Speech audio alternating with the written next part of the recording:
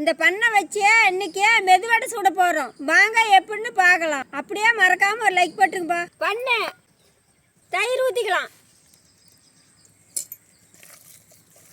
அரிசி மாவு, வறுத்த ரவை, நறுக்குன வெங்காயம், பச்சை மிளகாய், கொத்தமல்லி தழை, கருவேப்பிலை, தூள் உப்பு, கொஞ்சமாக தண்ணி தெளித்து நல்லா பிசைஞ்சிக்கலாம்.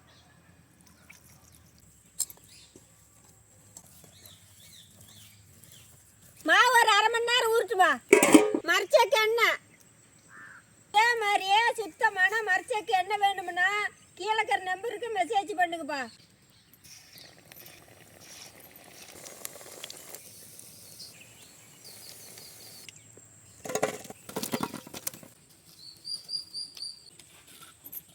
நான் சுட்ட வடை